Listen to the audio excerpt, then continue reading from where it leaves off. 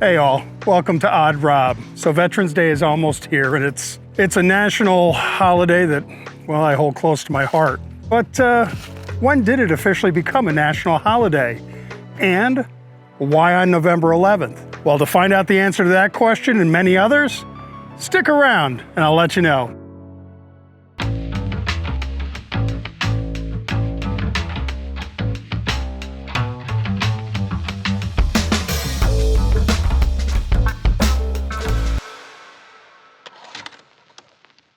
So here I am in upstate New York at one of the Veterans Memorials here in Schenectady. So almost every city and town in America has a memorial very similar to this one, dedicated to honoring our veterans and those who had passed in the wars. So as a national holiday, what exactly is Veterans Day? Well, according to Britannica.com, it is a United States holiday on November 11th, honoring our veterans in our armed forces, as well as those who have been killed in U.S. wars.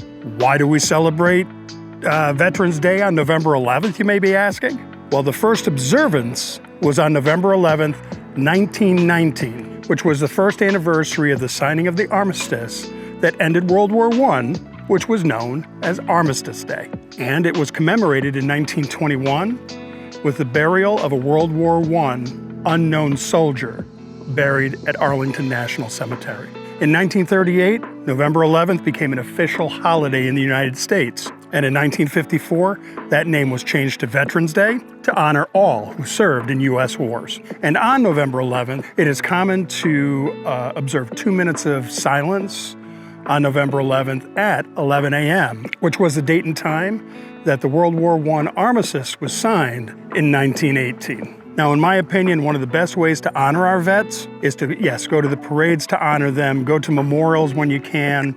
They're all over the place. Or to pass along stories of vets that you know, pass them along to other people. Share those stories so that they live on. And with that being said, both of my grandfathers served in World War II.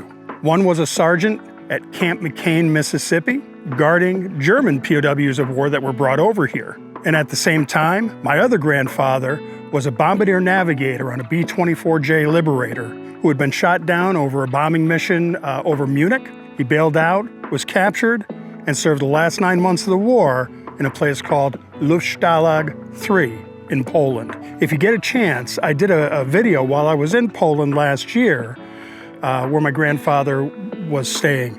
It used to be Nazi-occupied territory, but then it was given back to Poland, of course, a place called Zagan, Poland.